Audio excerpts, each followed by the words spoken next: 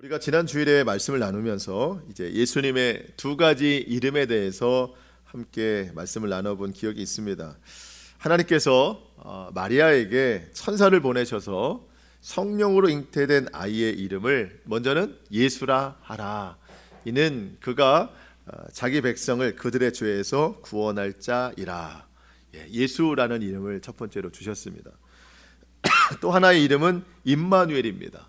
하나님이 우리와 함께 계시다. 그래서 여러분, 우리가 예수님의 이름을 부르는 것은 하나님이 이렇게 가르쳐 주신, 알려주신 그 이름을 우리가 이제 예수님의 이름, 또 다른 이름으로 이제 부르고 찾게 되는데, 우리가 때로 예수님의 이름 대신에 예수님의 하시는 일을 따라서 우리가 예수님을 부르기도 합니다. 대표적인 것이 그리스도예요. 그리스도. 여러분, 그리스도는 예수님의 이름이 아닙니다. 예수님의 하시는 사역이에요. 그리스도, 메시아, 구세주라는 뜻입니다. 또 우리가 예수님을 나의 주님, 나의 주라고 고백하잖아요. 그것도 예수님의 이름은 아니죠. 예수님의 하시는 사역입니다. 우리의 주인 되시러 이 땅에 오셨기 때문에. 그래서 우리가 그렇게 부르기도 하고, 또 우리가 많은 찬양 중에도 선한 목자라는 예수님의 이름을, 그 칭호를 부르기도 합니다. 그분이 우리에게 그런 분이시라는 것이죠. 또 예수님은 나의 앞으로 다가오실 신랑 되신 예수님이다, 그렇게 부르기도 합니다. 오늘 본문에 또 다른 칭호가 하나 나오는데요, 그게 바로 왕입니다. 왕이라는 칭호가 나오고 있어요. 근데 여러분 어떠세요? 예수님이 여러분의 왕으로 오셨다, 굉장히 뭔가 실감이 나세요? 와닿으세요? 저는 사실 예수님이 나의 왕으로 오셨다라는 게 실질적으로 막 와닿진 않더라고요. 사실 우리가 지금 이 나라도 왕은 아니잖아요. 정치 구조가 왕은 아니고, 또 이 당시의 성경적 배경과 국가적 그런 어떤 환경적 요소로서 왕이라는 단어를 쓴 것 아닌가, 오늘 나에게는 그렇게 와닿지는 않는다라는 생각이 들어서 좀 깊이 한번 묵상을 해봤습니다. 사실 오늘 본문은요, 왕에 관한 이야기예요. 그럼 과연 오늘 본문이 오늘 나에게 어떻게 적용이 될 수 있을까 생각을 해봤습니다. 일단 왕은 통치자예요. 통치자는 다스리는 사람입니다. 세상의 모든 통치자는 사람입니다. 사람. 그런데 여러분, 사람이 선을 행하는 것에 있어서는 한계가 있어요. 사람은 끝까지 착하지 않습니다. 그리고 무엇보다 사람의 능력에는 더 큰 한계가 분명히 찾아온다는 것입니다. 무엇보다 세상 왕은 세상을 절대로 구원할 수가 없어요. 오직 예수님만이 온 세상의 왕이실 뿐만 아니라 온 세상을 구원하시는 그리스도가 되신다는 거예요.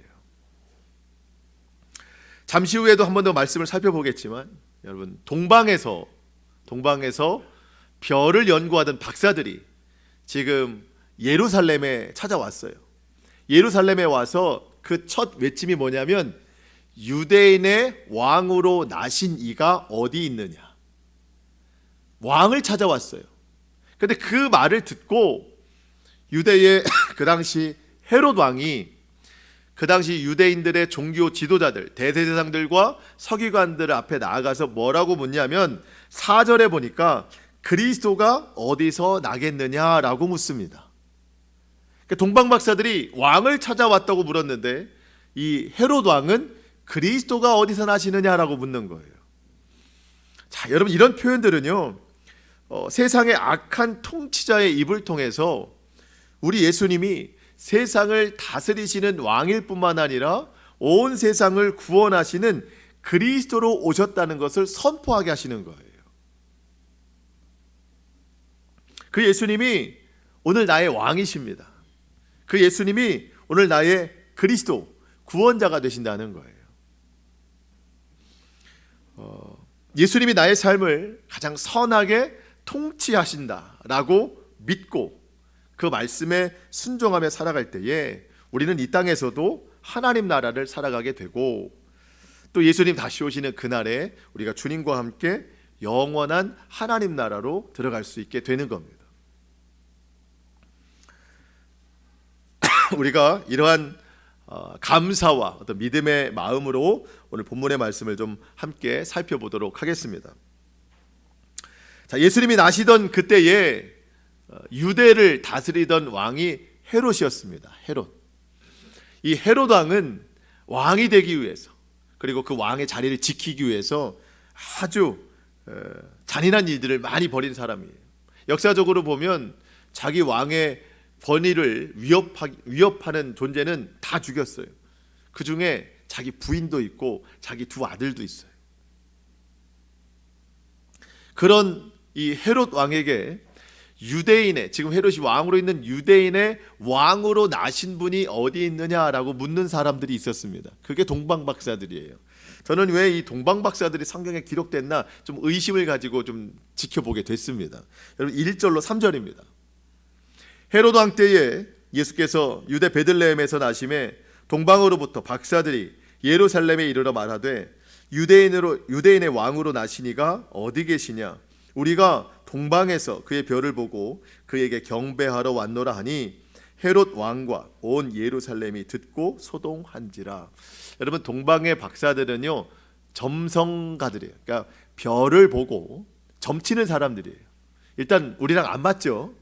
하나님 뜻과 맞지 않는 사람들입니다. 별이 얼마나 빛나느냐, 그 별이 어디에 있느냐, 그 별이 어디로 움직이느냐, 이런 거를 보면서 점을 치는 사람들입니다. 그들이 어느 날 한 특별한 별의 움직임을 따라서 예루살렘까지 온 거예요. 동방의 박사들은 그 별을 보고 딱 직감이 된 거예요. 아니, 하나님이 마음을 주신 거예요. 유대인의 왕으로 나시니라. 저 별은 그 별이다. 그리고 그 왕을 경배하기 위해서 먼 길을 찾아왔습니다. 그들의 시작은 점성술이었지만, 별을 보고 점치는 것이 시작이었지만 그들의 결국은 예수 그리스도를 경배하는 것이었어요. 자, 11절 말씀 보겠습니다. 집에 들어가 아기와 그의 어머니 마리아가 함께 있는 것을 보고 엎드려 아기께 경배하고 보배합을 열어 황금과 유향과 모략을 예물로 드리니라. 여러분 그 동방의 박사들은요 하나님 구원에서는 먼 사람들입니다. 점치는 사람들이냐니까요. 그럼 왜 이 사람들이 오늘 성경에 등장했을까? 여러분 하나님은요 세상 모든 사람들을 다 구원하기 원하신다는 겁니다. 이방의 점치는 사람들까지도 하나님은 구원하신다는 뜻이 담겨 있는 거예요.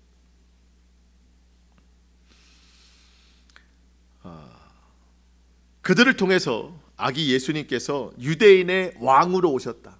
여러분 그 별을 보고 점치는 사람들의 말을 그 당시 사람들은 잘 들었어요. 저들의 말은 들을만 하다. 그러니까 이 동방의 박사들로 하여금 이 저 별이 유대인의 왕으로 오셨다, 이게 선포가 되는 거예요. 그 말을 믿을만하게 들리게 하는 것이죠. 그러면서 유대인들의 왕이 아니라 이방에서 온 그 사람들까지도 예수님을 경배하게 하는 모든 나라의 왕으로 오신 분이 예수님이라는 것을 이 동방의 박사들로 하여금 나타내게 하시는 것입니다. 여러분 그런데 그들이, 동방 박사들이 별을 따라서 예수님께 찾아온 것으로 우리는 알 수 있지만 아니에요. 먼저 하나님이 그들을 찾아가셨어요. 별을 따라서 하나님이 별을 그들에게 보내심으로 하나님께서 그들을 먼저 찾아가신 것으로 우리는 이해할 수 있는 거예요. 우리가 여기서 한 가지 하나님의 모든 사람을 향한 특별한 구원의 은혜를 나누기를 원하는데요. 하나님은 사람들을 구원하시기 위해서 그 사람에게 가장 친숙한 곳으로 우리 주님은 찾아오신다는 겁니다. 여러분 동방 박사들에게 가장 친숙한 건 뭐예요? 별입니다. 별. 하나님이 그들에게 별을 보내신 거예요. 하나님이 직접 찾아가신 거예요. 그들에게 익숙한 도구를 그들 보게 하시려고. 그들은 그 별의 움직임을 따라서 먼 길을 와서 구세주이신 예수 그리스도를 만났고 그분을 경배하기에 이르렀습니다. 이 일이 있기 몇 개월 전, 예수님 태어나시던 날 밤에 하나님께서 천사들을 어디로 보내셨냐면 베들레헴의 한 뜰에 목자들, 양떼를 치는 목자들에게 주님이 천사를 보내셨습니다. 한밤중에. 여러분, 한밤중에 춥고 두려워 떨고 있는 그 양떼를 지키는 목자들. 여러분, 목자들에게 가장 친숙한 건 들이에요. 양떼와 함께 있는 곳입니다. 그곳에 하나님이 천사들을 보내셔서 그들 마음에 평안과 안정을 취할 수 있도록 말씀해 주셨어요. 누가복음 2장 10절, 천사가 이르되 무서워하지 말라. 보라, 내가 온 백성에게 미칠 큰 기쁨의 좋은 소식을 너희에게 전하노라. 오늘 다윗의 동네에 너희를 위하여 구주가 나셨으니 곧 그리스도 주시니라. 너희를 위하여, 목자들을 위하여 구주가 나셨다. 세상으로 보면 그렇게 관심받을 수 있는 그런 사람들이 아닙니다. 천한 일을 하는 사람들이라고 여겨진 거예요. 하지만 하나님께서 그들을 찾아가셨어요. 그들의 가장 익숙한 환경 속으로. 그리고 그들에게 구원을 선포하셨습니다. 이 글들을 기록한 마태의 직업은 세리였습니다. 세리에게 가장 익숙한 환경은 어디죠? 세관. 세관. 예수님이 세관으로 찾아가셨어요. 세관에 앉아있는 마태를 부르십니다. 마태복음 9장 9절, 예수께서 그곳을 떠나 지나가시다가 마태라 하는 사람이 세관에 앉아있는 것을 보시고 이르시되 나를 따르라 하시니 일어나 따르니라. 여러분, 예수님은 모든 사람의 가장 친숙한 환경 속으로 찾아오셔서 그를 불러내십니다. 아마 저와 여러분도 그런 중에 주님이 찾아오셔서 우리를 구원하시고 불러내셨을 거예요. 근데 중요한 것은, 여러분, 이 친숙한 환경이라고 하는 것은요, 공간적인 의미도 있지만 우리에게는 지금 상황적인 요소가 더 커요. 내 상황, 내 환경이 어떻다 우리 말하잖아요.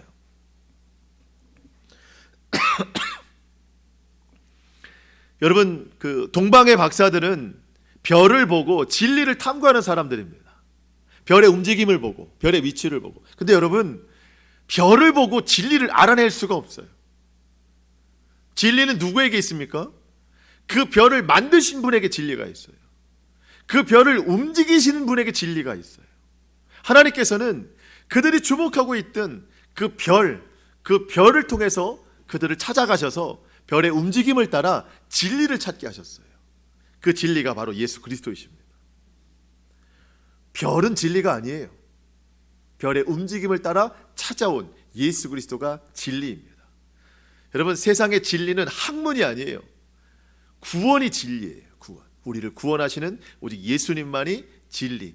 여러분, 그들의 환경, 별을 따라가는 환경뿐만 아니라 진리를 따라가던 그들의 삶의 환경을 우리 주님이 찾아오셔서 그들의 삶을 회복시키시는 것이죠.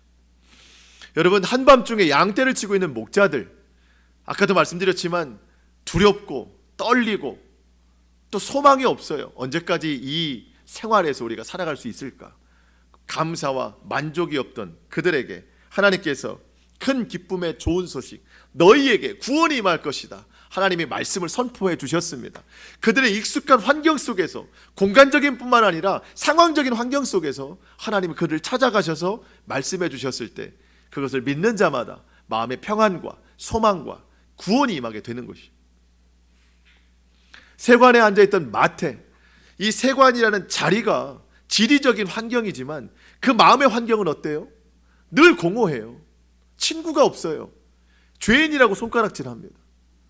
그가 누리고 싶은 것은 권세와 돈밖에 없어요. 근데 이 권세와 돈도 그 마음의 공허함을 채워주지 못합니다. 예수님이 그의 환경 속으로 찾아오셨어요. 마음의 환경 속으로 찾아오셨어요. 그 마음의 공허함을 나를 따르라, 예수님이 함께 하시는 그 참 진리의 초대로서 그 마음의 공허함을 채워주셨어요. 여러분, 중요한 것은 오늘 예수님이 저와 여러분의 친숙한 환경 가운데 지금도 찾아오고 계시다는 거예요. 우리가 예수님을 처음 만났던 그때 그 환경도 중요하지만 더 중요한 것은 오늘 나의 환경 속에서, 공간적인 환경뿐만 아니라 이 마음의 환경 속에 우리 주님이 지금도 찾아오고 계시다는 거예요. 여러분, 요즘에 어떤 일로 힘들어하고 계십니까? 어떤 일로 고통 중에 있고 어떤 일로 소망 없는 삶을 살고 계십니까? 가정은 어떠세요? 기업과 직장은 어떠세요? 여러분, 주님이 그 공간으로도 찾아오시고 내 마음의 상황으로도 지금 찾아오신다는 거예요. 말씀하시고 그 능력으로 모든 것을 다스리고 계시다는 거예요. 동방 박사들이 별을 따라 움직인 것처럼 오늘 우리는 예수님의 말씀을 따라 움직이면 그 주님의 권세, 주님의 능력을 우리가 경험할 수 있다는 겁니다. 제가 지난 수요일에도 한번 말씀을 드린 적이 있는데요, 여러분, 설교자들은요, 설교를 할 때 성도들을 설득시키려고 노력합니다. 이 성경의 말씀을 이해시키려고 노력해요. 근데 아무리 해도 설득 못 시키는 게 있어요. 이해 못 시키는 게 있어요. 그 하나님의 영역이거든요. 그럴 때는 어떻게 해요? 선포하는 수밖에 없어요. 그때 뭐라고 해요? 믿으시기 바랍니다. 이렇게밖에 할 수가 없어요. 예. 여러분, 오늘 내용이 그거예요. 저는 이거를 여러분에게 설득시킬 능력이 없어요. 여러분의 삶 가운데 지금도 하나님이 찾아오고 계시다. 익숙한 환경 속에서 고통스러운 내 마음의 환경에 지금도 찾아오고 계신다는 것을 전 설득시킬 수는 없고 선포할 수밖에 없습니다. 여러분, 믿으시기 바랍니다. 이번 한 주간 동안 여러분 살아가시면서 고통 중에 우리 주님이 반드시 찾아오셔서 그 고통을 해결하실 것이고, 소망이 없는 삶에서 소망을 여러분에게 허락하여 주실 것이고, 마음의 기쁨과 감사를 주실 줄로 저는 분명히 믿습니다. 오늘 성경에 그렇게 기록이 되어 있기 때문에 우리 믿을 수밖에 없어요. 그 역사가 저와 여러분의 삶 가운데 분명히 나타날 수 있기를 축복합니다. 유대인의 왕으로 나신 이가 어디 있느냐? 동방 박사들의 질문을 듣고 헤롯과 온 예루살렘이 소동했다라고 그랬어요. 3절에 보니까. 당연히 그럴 수밖에 없는 것이, 여러분, 지금 왕이 있는데 또 왕이 태어났다는 거예요. 예, 폭군이에요, 폭군. 헤롯 왕은 그런 심성을 가지고 있는 사람에게 또 왕이 태어났다고 하니 분노가 일어날 수밖에 없습니다. 근데 헤롯 왕은 그렇다 치지만 왜 예루살렘에 소동이 일어났을까? 예루살렘 주민들은 다 알아요, 헤롯이 어떤 사람인가를. 근데 왕이 있는데 또 다른 왕이 태어났다고 하니 이 헤롯 마음속에 분노가 치밀어서 그 분노에 오른 그 마음으로 이 예루살렘을 통치한다고 생각하니 이 예루살렘 주민들이 두려움이 떠는 거예요. 두려움이 시작된 것이죠. 그래서 그들의 마음에도 소동이 일어난 겁니다. 헤롯 왕은 왕이 태어났다는 소식을 듣고 얼굴에 가면을 씁니다. 마음에는 엄청난 분노가 치밀지만 그 분노 가지고는 이 일을 해결할 수 없다고 생각해서 얼굴에 가면을 써요. 최대한 겸손한 모습으로. 4절 말씀. 왕이 모든 대제사장과 백성의 서기관들을 모아 그리스도가 어디서 나겠느냐 묻습니다. 사실은 죽이고자 하는 마음이에요. 근데 최대한 어떤 겸손한 마음으로 이렇게 묻습니다. 종교 지도자들이 구약에 예언된 예언서의 말씀으로 5절과 6절에 보면 베들레헴에서 나십니다 라고 대답을 해줘요. 헤롯 왕은 그 이야기를 듣고 동방의 박사들에게, 아까 동방 박사들이 물었잖아요, 유대의 왕이 어디서 나시냐, 그 정보를 제공해줘요. 베들레헴에서 나신단다. 지금 그 동방 박사들이 온 곳은 예루살렘입니다. 예루살렘에서 10km쯤 떨어진 베들레헴에서 예수님이 태어나셨다는 이 정보를 동방 박사들에게 준 겁니다. 동방 박사들이 움직이죠. 거기로 갑니다. 근데 참 신기한 것은 별을 따라 움직였는데 아마 지금까지 별이 멈췄는지 이들의 발걸음을 따라서 별이 다시 움직이기 시작해요. 9절 말씀입니다. 박사들이 왕의 말을 듣고 갈새 동방에서 보던 그 별이 문득 앞서 인도하여 가다가 악이 있는 곳 위에 머물러 서 있는지라. 예, 정말 그 별이 예루살렘에 머물렀는지, 아니면 동방 박사들이 생각하기에 유대인의 왕이 되려면 최소한 이 예루살렘이라고 하는 이 도시에 태어났어야지 자기들의 선입견을 가지고 더 이상 별의 움직임을 따라 움직이지 않고 자기 생각을 따라 움직여 가지고 이 그들의 몸이 예루살렘에 머물러서 별도 같이 머무른 것인지 이해할 수는 없지만 어쨌든 다시 별이 움직이기 시작했어요. 동방 박사들보다 앞서 움직이기 시작했습니다.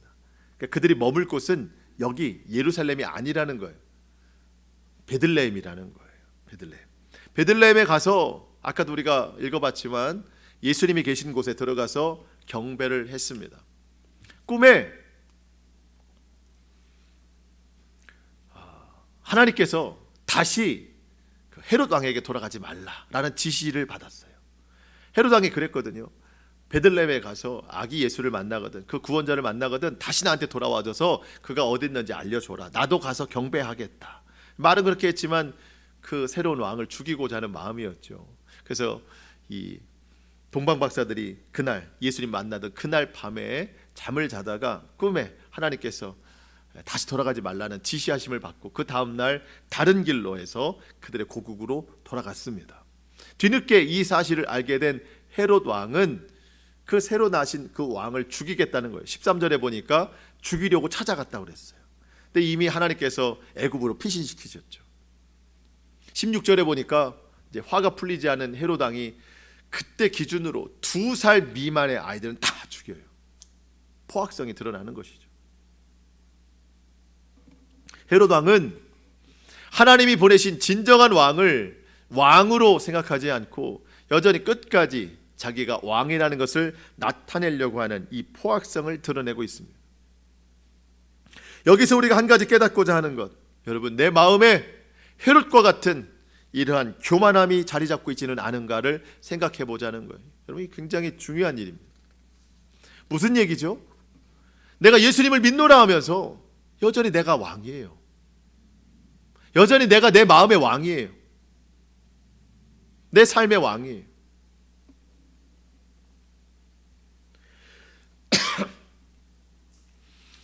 여러분, 내가 내 주인일 때, 내가 왕일 때 우리 인생이 어떻게 드러나야 되는가? 목적이 늘, 인생의 목적이 행복에만 가 있어요. 인생의 목적이 늘 성공에만 가 있어요. 내가 왕이니까. 여러분, 인생의 목적은 행복이 아닙니다. 거룩입니다. 바꿔서 말하자면 우리 인생의 목적은 성공이 아니에요. 성화예요. 예수님 믿고 변화되는 거예요. 내가 구원을 받았는지 안 받았는지 우리가 정확히 확인할 수는 없지만 한 가지 분명한 증거가 되는 것은 내가 예수님을 믿고 나서 변화를 이루고자 하는 그 마음이 있는가 없는가예요. 예수님 만나기 전에는 내 인생의 목적이 성공이었다면 예수님을 만나고 난 다음에 변화되는 것, 성화되는 것이 목적으로 바뀌었다라고 한다면 그 사람 예수님 제대로 만난 거예요. 근데 아직 내가 바뀌는 것이 아니라 난 여전히 성공하고 싶다, 난 여전히 이 세상에서 행복하고 싶다, 거룩함이 목적이 아니다, 그러면 예수님 잘 만나셔야 됩니다. 내 인생이 여전히 내가 왕이라고 주장이 되면 여러분, 나는 변화될 일이 없어요. 변화를 포기하죠. 아니, 오히려 지금 내게 굳어진 이 세상 성품을 더 견고히 해야, 그래야 내가 세상에서 성공할 수 있다고 주장할 수 있는 거예요. 그게 오늘 헤롯의 모습입니다. 여러분, 헤롯이 포악한 사람이었는데 더 포악해지죠. 왜 그렇죠? 자기 왕 지키려고, 왕의 자리 지키려고.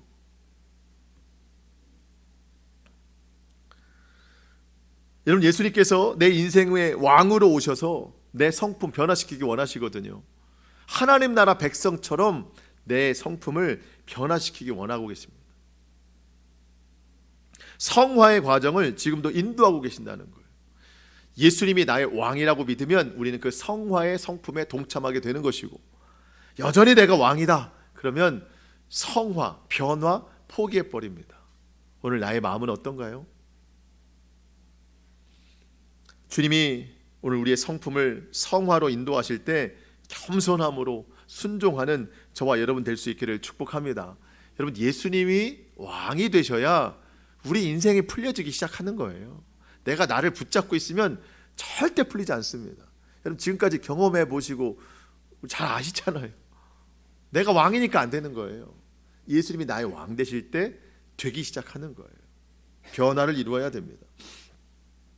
사실 저는 오늘 본문을 보면서 헤롯과 같은 내 마음도 참 문제지만 더 큰 문제는 따로 있어요. 대제사장과 서기관들. 헤롯 왕이 묻죠.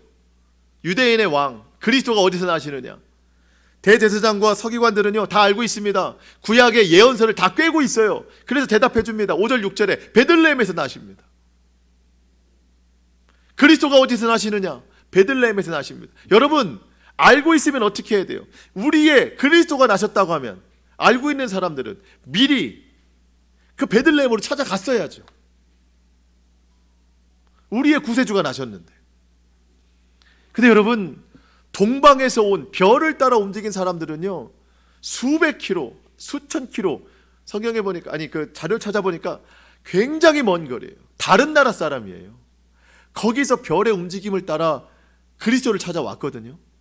그런데 정작 하나님의 말씀을 안다고 하는 사람들이, 그 예언의 능력을 경험했다고 하는 사람들은요 한 발자국도 움직이지 않아요.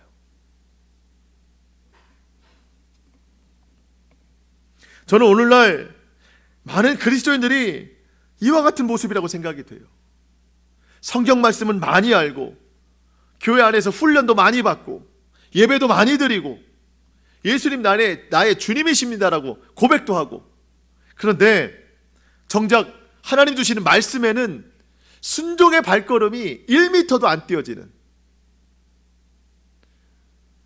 경건의 모양만 있고 경건의 능력이 나타나지 않는 그리스도인들이 이 세상에 너무 많다는 거죠.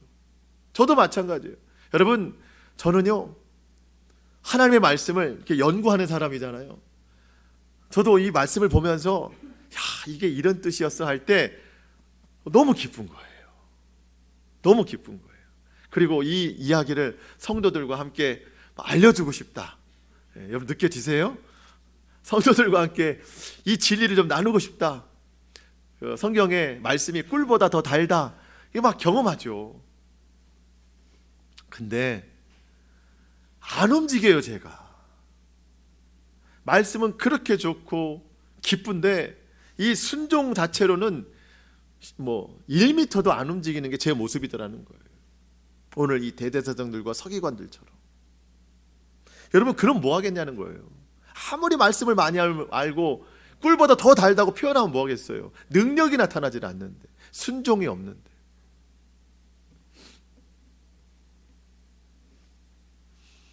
여러분 예수님 믿는다고 입술로 고백하는 자가 그리스도인이 아닙니다. 하나님 말씀 듣고 순종하는 자가 그리스도인입니다.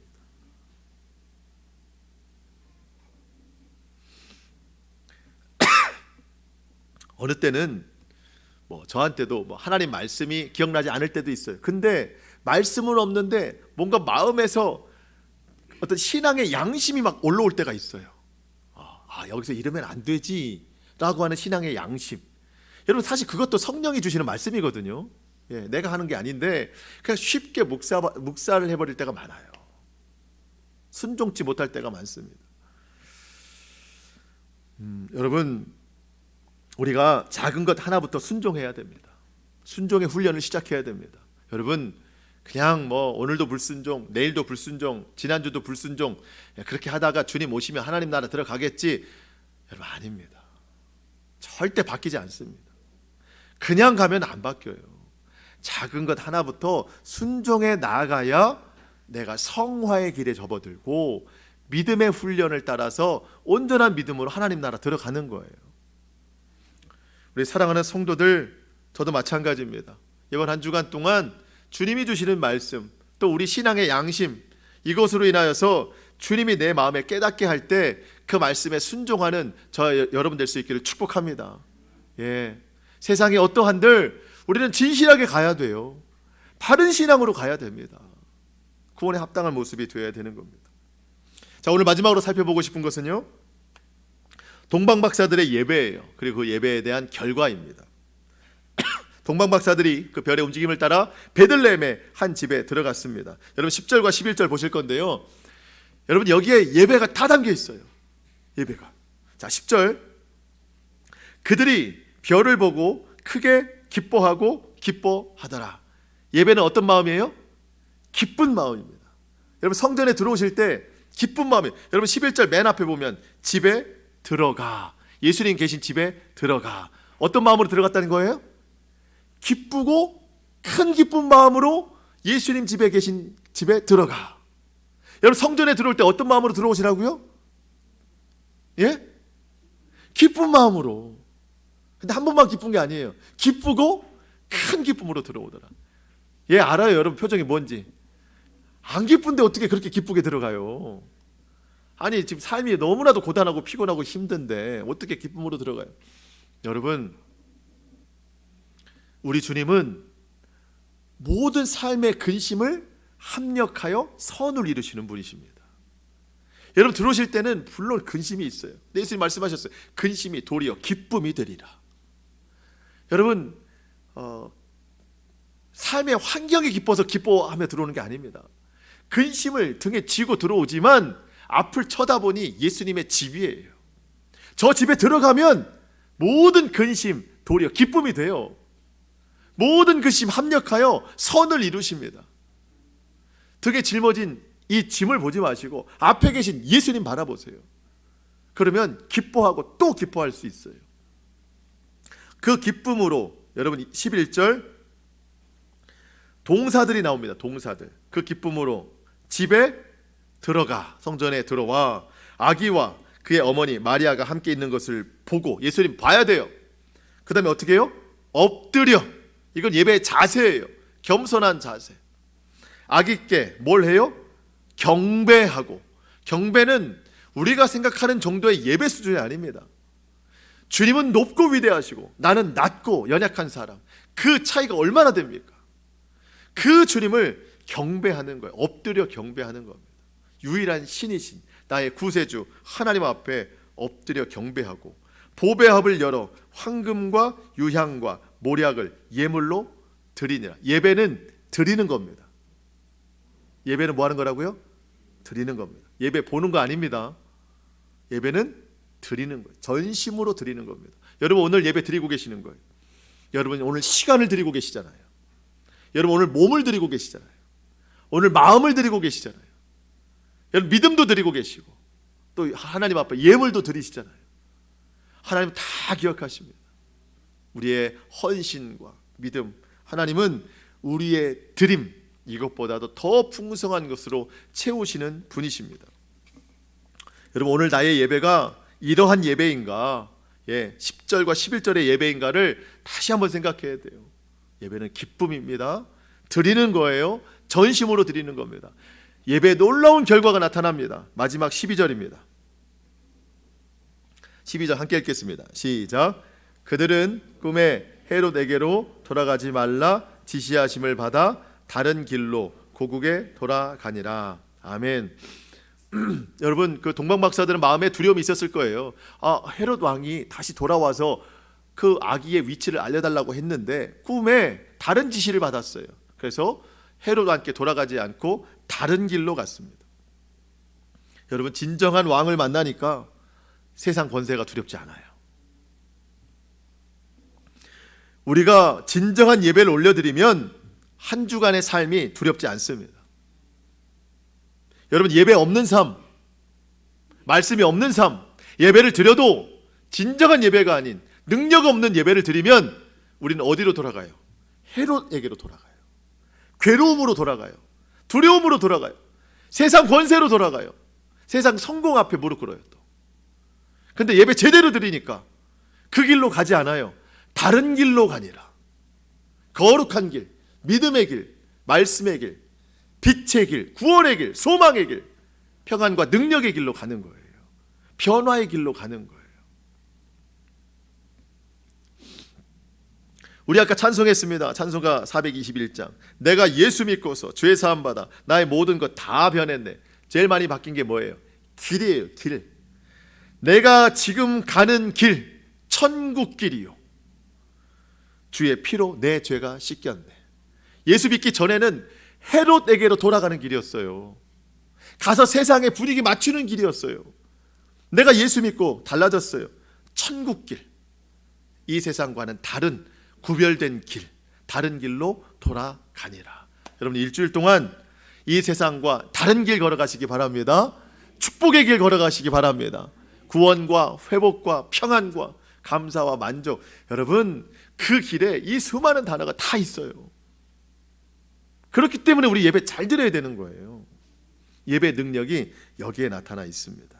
이제 더욱 우리의 삶의 길이 변화된 길, 이와 같기를 소망하면서 이번 한 주간 동안 또 앞으로의 우리의 모든 삶이 세상과 구별된 거룩한 길 가는 저와 여러분의 모든 삶이 될 수 있기를 주님의 이름으로 축복합니다. 아멘. 기도하겠습니다.